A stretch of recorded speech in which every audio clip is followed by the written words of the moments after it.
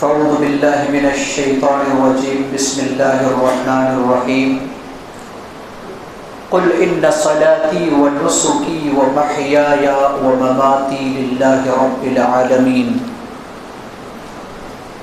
معزز مصلیان کرام اور خواتین اسلام، اللہ سبحانہ و تعالیٰ کی توفیق سے آج کی نماز تراویح میں 8واں پارہ مکمل پڑھا گیا، جس میں زیادہ تر آیتیں سورہ اعراف کی ہے اور چند آیتیں سورۃ الانعام کی ہے، یعنی سورۃ الانعام کے آخری کی چند آیتیں اور زیادہ تر اس کے بعد جو سورۃ الاعراف کے ہیں وہ ان آیتوں کی تلاوت کی گئی ہے۔ سورۃ الاعراف سے متعلق بات کروں گا میں، اور سورۃ المائدہ یا اس کے بعد والی جو سورۃ ابھی سورۃ الانعام میں نے آپ کے سامنے پڑھی ہے، تو ان کا درس میں نے کل آپ کو بتایا تھا۔ سورۃ الانعام کا صرف ایک درس آپ کے سامنے رکھوں گا جو آیت نمبر 162 ہے، جس میں اللہ رب العالمین نے کہا نبی صلی اللہ علیہ وسلم سے کہ اے نبی، آپ اپنے امتیوں کو کہہ دیجیے، قل آپ کہہ دیجیے، ان صلاتی ونسکی ومحیای ومماتی للہ رب العالمین، بے شک میری نماز، میری قربانی، میری زندگی اور میری موت اس اللہ کے لیے ہے جو سارے جہان کا پالنہار ہے۔ اس آیت کو اگر ہم غور سے دیکھیں گے تو اس میں سب سے بڑا نقطہ یا سب سے بڑا جو درس دیا گیا ہے کہ ہم عبادت کریں، ہم قربانی کریں، ہم جی یا مریں، اس میں اخلاص کا ہونا ضروری ہے۔ صرف اللہ کی رضا کے لیے، ہماری نماز بھی اللہ کو راضی کرنے کے لیے، ہماری قربانی بھی اللہ کو راضی کرنے کے لیے، ہماری پوری زندگی بھی اللہ کو راضی کرنے کے لیے، اور ہماری موت بھی اللہ کو راضی کرنے کے لیے۔ آج کتنے ایسے انسان ہیں جو موت سے ڈرتے ہیں، موت سے بڑا ڈر لگتا ہے، اور اس موت سے بچنے کی بے انتہا کوشش کرتے ہیں، حالانکہ موت سے کوئی بچ نہیں سکتا ہے، سب کو معلوم ہے۔ لیکن ذرا غور کیجئے، ایک انسان کو اگر یہ بات ذہن و دماغ کے اندر آ جائے کہ میری موت کا مطلب یہ ہوتا ہے کہ میں اپنے سب سے محبوب سے ملنے والا ہوں۔ آپ اپنے دوست سے جب کسی اچھے دوست سے ملنا چاہتے ہیں، آپ جس کو بے انتہا پیار کرتے، محبت کرتے ہیں، آپ کی اولاد ہو یا آپ کے گھر والے ہو یا آپ کے کوئی دوست احباب رشتہ دار ہو، آپ بے انتہا، اگر آپ کو معلوم ہے کہ وہ ابھی آنے والا ہے، شدید انتظار کرتے ہیں۔ ہم بے انتہا کیا کرتے ہیں؟ انتظار کرتے ہیں۔ اور موت کی جب بات آتی ہے تو رب سے انسان جو سب سے زیادہ محبوب ہے وہ اللہ ہے۔ جب انسان اللہ سے ملنے والا ہے تو اس موت سے انسان کو ڈرنا کیا ہے؟ کیونکہ موت کے بعد تو اپنے رب سے ملنا ہے۔ لہٰذا اگر کوئی انسان اس بات کو اپنے ذہن و دماغ کے اندر رکھ لے تو پھر اسے موت سے کبھی ڈر نہیں لگے گا، اور جب اس کو یہ معلوم بھی ہوگا کہ ہمیں اپنے رب سے ملنا ہے اور رب سے ملنے کے لیے جو اللہ نے راستے بتائے اس راستے پر چلنا ہے، تو یقیناً وہ انسان اس رب کو راضی کرنے والا عمل کرے گا، اور ان اعمال میں سے نماز بھی ہے، قربانی بھی ہے، پوری زندگی اور پوری حیات اور ہماری موت ہے۔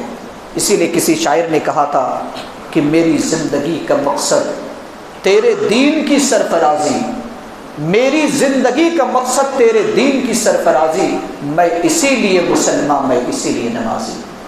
لہٰذا ہمیں اور آپ کو اللہ رب العالمین کے دین کی فکر کرنی چاہیے اور اپنے آخرت کی فکر کرنی چاہیے۔ سورۃ الاعراف میں بہت ساری نصیحتیں ہیں، ان تمام نصیحتوں کو میں آپ کے سامنے بیان نہیں کر سکتا۔ اعراف کس کو کہا جاتا ہے؟ اعراف اصل میں جنت اور جہنم کے درمیان کی جو دیوار ہے اس کو اعراف کہتے ہیں۔ کچھ لوگ جنت میں چلے جائیں گے اور کچھ لوگ جہنم میں جائیں گے، اور کچھ لوگ اس دیوار پر ہوں گے، اور حساب کے بعد اسے جنت میں کچھ لوگوں کو جانا ہے، کچھ لوگوں کو جہنم میں جانا ہے۔ تو اسی مناسبت سے اس سورہ کا نام سورہ اعراف ہے۔ اللہ رب العالمین نے آیت نمبر 8 اور 9 میں کہا والوزن یومئذ الحق فمن ثقلت موازینہ فاولئک هم المفلحون ومن خفت موازینہ فاولئک الذین خسروا انفسهم بما كانوا بآیاتنا یظلمون۔ اللہ رب العالمین نے کہا کہ قیامت کے دن انسان کے اعمال کے لیے ترازو قائم کی جائے گی۔ اللہ ترازو کا پلہ قائم کرے گا، ہماری اور آپ کی نیکیوں اور بدیوں کو ناپنے کے لیے تولے گا۔ اب جس کی نیکی زیادہ ہوگی وہ کامیاب ہوگا، جنت میں چلا جائے گا، جس کی نیکی کم ہوگی اور بدی زیادہ ہوگی وہ جہنم میں جائے گا۔ اب یہ ایک سوال آتا ہے کہ نیکی تو غیر مرئی چیز ہے جس کو ہم دیکھ نہیں سکتے ہیں، تو کیا ان چیزوں کو تولا جا سکتا ہے، ناپا جا سکتا ہے؟ ایک سوال ہماری ذہن و دماغ کے اندر آتا ہوگا کہ جس نیکی کو ہم دیکھ نہیں سکتے، جن گناہوں کو ہم دیکھ نہیں سکتے، یہ غیر مرئی چیز ہے، تو کیا اس کو کوئی ناپ سکتا ہے؟ تو بالکل اس کو ناپا جا سکتا ہے، قرآن اور حدیث کے اندر اس کے جواب دیے گئے ہیں۔ اور آج میڈیکل سائنس اس کو اور بھی آسان کر دیا ہے۔ مثال کے طور پر گرمی، کتنی گرمی کی شدت ہے، ابھی گھڑی لگی ہوئی ہے، یہاں پر دیکھ لیجئے تمازت کتنی ہے، شدت کتنی ہے، آپ کو بتا دے گی گھڑی۔ گرمی دیکھی جانے والی چیز ہے نہیں ہے۔ انسان کو بخار ہے، آپ جائیں گے ڈاکٹر کے پاس، آپ کو بتا دے گا کہ آپ کا بخار اتنا ہے۔ جب کبھی زلزلہ آتا ہے تو زلزلہ کو ہم دیکھ نہیں سکتے، لیکن اسکیل کے ذریعے سے اس کا بھی بتایا جاتا ہے کہ کتنا تیزی اور اس میں رفتار کتنی تھی۔ ہوا جو چلتی، ہوا کو بھی ہم دیکھ نہیں سکتے، لیکن وہاں پر بھی انسان ناپ لیتا ہے کہ اتنے رفتار سے ہوا چل رہی ہے۔ تو یہ دنیا کی چیزیں ہیں۔ بخار کو اگر ناپ سکتا ہے، گرمی کو اگر ناپ سکتا ہے، ہوا کو ناپ سکتا ہے، زلزلہ کو اسکیل کے ذریعے سے بتایا جا سکتا ہے، جو غیر مرئی چیز ہے جس کو ہم دیکھ نہیں سکتے، صرف محسوس کر سکتے ہیں، تو وہ اللہ جو احکم الحاکمین ہے کیا ہمارے گناہ کو ناپ نہیں سکتا؟ یقیناً ناپ سکتا ہے۔ پہلا جواب۔ دوسرا جواب، قرآن اور حدیث کے اندر یہ بتایا گیا ہے کہ اللہ رب العالمین نیکیوں کو ایک جسامت بنائے گا، اس کو بھی اللہ رب العالمین ایک چیز کی شکل میں بنائے گا، جیسے پہاڑوں کی شکل میں نیکیوں کو اللہ رب العالمین لائے گا، اس کو اور گناہ کو بھی اس طریقے سے بنائے گا اور اس کو ترازو کے پلے میں ناپے گا۔ تیسرا، حدیث کے اندر بتایا گیا کہ جو فرشتے ہمارے اور آپ کے نامہ اعمال لکھتے ہیں، انہی کاپیوں کو اللہ رب العالمین ترازو کے پلے میں رکھے گا۔ انہی کاپیوں کو کیا رکھے گا؟ اللہ رب العالمین ترازو کے پلے میں رکھے گا۔ ایک اور جواب ہے، حدیث کے اندر یہ دیا گیا کہ اللہ رب العالمین انسان ہی کو بذات خود کیا کرے گا؟ ترازو کے پلہ میں رکھے گا۔ تو یہ چار جواب، ایک تو دنیاوی اعتبار سے جو عقلی جواب ہے، اور نقلی جواب یعنی قرآن اور حدیث کا جو جواب ہے، یہ تین جوابات ہیں۔ اللہ کے رسول صلی اللہ علیہ وسلم فرماتے ہیں کہ کچھ ایسے لوگ ہوں گے جن کو اللہ رب العالمین ترازو کے پلہ پر رکھے گا، لیکن اس کا وزن مکھی کے پر کے برابر بھی نہیں ہوگا۔ بڑا موٹا تازہ آدمی ہوگا، لیکن ترازو کے پلے پر جب رکھا جائے گا تو مکھی نہیں، مکھی کا جو پر ہوتا ہے اس سے بھی کم وزن ہوگا۔ کیونکہ وہ انسان جہنمی ہوگا۔ اسی طریقے سے اللہ رب العالمین نے سورہ اعراف کی آیت نمبر 12 میں، اصل میں 11 سے کئی آیتوں تک اس کا ذکر کیا ہے، اور ہم اور آپ جانتے ہیں کہ اللہ رب العالمین نے حضرت آدم علیہ السلام کو پیدا کیا اور سجدہ کرنے کا حکم دیا۔ فرشتوں کو تو تمام لوگوں نے سجدہ کیا سوائے ابلیس نے۔ تو اللہ رب العالمین نے وہاں پہ ایک سوال کیا، کیا کہا؟ قال ما منعک الا تسجد اذ امرتک، میں نے جب تجھے حکم دیا تھا تو کس چیز نے تجھے منع کیا سجدہ کرنے سے؟ کیوں تو نے سجدہ نہیں کیا؟ تو اس نے کیا جواب دیا تھا؟ قال انا خیر منہ، اس نے کہا کہ میں اس سے بہتر ہوں، میں اس سے کیا ہوں؟ بہتر ہوں۔ اب انسان کے اندر میں بہتر ہوں یا لفظ انا اتنا خطرناک لفظ ہے کہ اللہ رب العالمین نے اسے جنت سے صرف نہیں نکالا بلکہ قیامت کے دن تک اللہ رب العالمین نے اسے ملعون قرار دیا. اور پھر اس کی جب موت ہوگی اور پھر جب جہنمی جہنم میں جائیں گے تو لفظ انا کی وجہ سے وہ ابلیس ہمیشہ ہمیشہ کے لیے جہنم میں چلا جائے گا. لہٰذا اپنے دل میں لفظ انا کو میں پن جس کو ہم اور آپ کہتے ہیں اس کو اپنے دل سے نکال دیجیے، کیونکہ یہ تکبر کی ایک علامت ہے. اور اللہ رب العالمین نے اگلی آیت میں 13 نمبر آیت میں کہا کہ فما یکون لک ان تتکبر فیہا، جو تکبر کرے گا اس کے لیے اس جگہ پر اس جنت میں کوئی جگہ نہیں ہے. اور حدیث پاک میں اٹھائیے اللہ کے رسول صلی اللہ علیہ وسلم کیا فرماتے ہیں کہ جس کے دل کے اندر رائی کے دانے کے برابر بھی تکبر ہوگا وہ جنت میں نہیں جائے گا. اور اس آیت میں بھی اللہ رب العالمین نے کہا کہ تکبر کرنے والے کے لیے جنت میں جگہ نہیں ہے. نبی صلی اللہ علیہ وسلم فرماتے رائی کے دانے کے برابر بھی اگر تمہارے دل میں تکبر ہے تم جنت میں نہیں جا سکتے. تو تکبر ہمارے اور آپ کے دل کے اندر بہت زیادہ ہے، اکثر مسلمانوں کے اندر یہ ہے، اور یہ اتنی خطرناک بیماری ہے کہ اس بیماری کی وجہ سے انسان جنت میں نہیں جا سکتا ہے. لہٰذا کبر کو، تکبر کو اپنے دل سے ختم کریں اگر ہم چاہتے ہیں کہ اللہ کا مہمان ہم جنت میں بنیں. اسی طریقے سے اللہ رب العالمین نے لباس کے بارے میں حکم دیا کہ یا بنی آدم قد انزلنا علیکم لباسا یواری سوآتکم وریشا. آیت نمبر 26 میں اللہ رب العالمین نے کہا سورہ اعراف کی کہ اے بنی آدم ہم نے تمہارے لیے لباس کو اتارا ہے. لباس کے 3 مقاصد بیان کیے گئے، 3 مقصد کی وجہ سے ہم اور آپ لباس پہنتے ہیں. سب سے پہلا مقصد کیا ہے؟ سب سے پہلا مقصد یہ ہے کہ انسان اپنے ستر کو چھپاتا ہے. دوسرا مقصد قرآن کے اندر اللہ رب العالمین نے بتایا کہ زینت کے لیے تم پہنتے ہو، خوبصورتی کے لیے تم کیا کرتے ہو؟ لباس پہنتے ہو. اور تیسرا اللہ رب العالمین نے مقصد بتایا کہ گرمیوں اور سردیوں میں گرمی اور سردی سے بچنے کے لباس کو استعمال کرتے ہیں. یہ 3 ہی مقصد ہے لباس کے پہننے کا جس کو اللہ رب العالمین نے قرآن مقدس کے اندر بیان کیا ہے. کچھ ایسے لباس ہیں، لباس کی کچھ قسمیں ہیں جو ہم اور آپ پہن نہیں سکتے. کچھ قسمیں ایسے ہوتے ہیں جو لباس پہن نہیں سکتے. تقریباً 11 قسم کے لباس ہم اور آپ پہن نہیں سکتے. اس کو ذہن میں نوٹ کر لیجئے کہ 11 قسم کے لباس ہیں جو ہم اور آپ پہن نہیں سکتے. وہ کون کون سے ہیں؟ نمبر 1 کفار کے مخصوص لباس جو کافر خاص عبادت کے لیے پہنتے ہیں. ابھی ہمارے اس علاقے میں کچھ کالے رنگ کے اور بھی کچھ دوسرے رنگ کے پہنتے جو اپنے عبادت سمجھ کر پہنتے ہیں، تو اس لباس کو ہم نہیں پہن سکتے. نمبر 1. نمبر 2 چست اور باریک لباس، چست، نہایت چست. آج ماڈرن زمانے میں لوگ کیا کرتے؟ چست لباس کو پہنتے ہیں. اس کے نشیب و فراز، اس کے اونچ نیچ، پورا جسم کا جو اس کی جسامت ہے، اس کا ڈھانچہ ہے، پورا سامنے نظر آتا ہے. ایسا لباس پہننا شریعت میں حرام ہے. اسی طریقے سے شہرت کا لباس اور تکبر کا لباس، جس سے ہم اور آپ تکبر کرتے ہیں، ایسے لباس میں دوسرے کو حقیر سمجھنے کے لیے ایسا لباس بھی ہم نہیں پہن سکتے. 5واں لباس ہے اسراف یا بخیلی، یعنی اتنا قیمتی لباس کہ بہت زیادہ کیا ہو، قیمت ہو، اور ایسا بھی کمتر لباس کہ انسان بہت ہی بخیلی کرتا ہو. اس لیے کہ اللہ رب العالمین نے اگر کسی کو نعمت سے نوازا ہے تو اس نعمت کے مطابق لباس کو اہتمام کرے. یہ اللہ رب العالمین کا حکم ہے. اتنا زیادہ بھی نہیں اور اتنا کم بھی نہیں کہ اسراف ہو جائے اور بخیلی ہو جائے.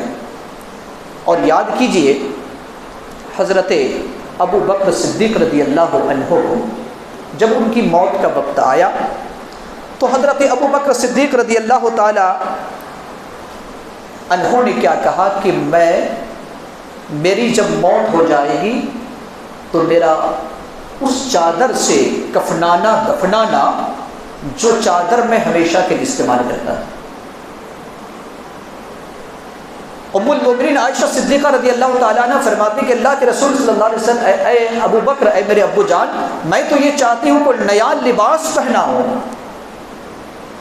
ابو بکر نے کیا جواب دیا تھا؟ ابو بکر نے جواب دیا تھا، میری بیٹی سنو، میری لخت جگر سنو، میں اس وجہ سے پہننا چاہتا ہوں کہ نیا لباس زیادہ زندے مستحق ہے مردوں کے، اور دوسرا فائدہ یہ ہے کہ میں جس لباس کو پہنا کرتا تھا اس لباس سے میں نے نماز بھی پڑھی ہے، میں نے روزہ بھی رکھا ہے، میں نے قرآن کی تلاوت بھی کی ہے، ذکر و اذکار بھی کیا ہے، لہٰذا یہ لباس میرے حق میں کیا ہے؟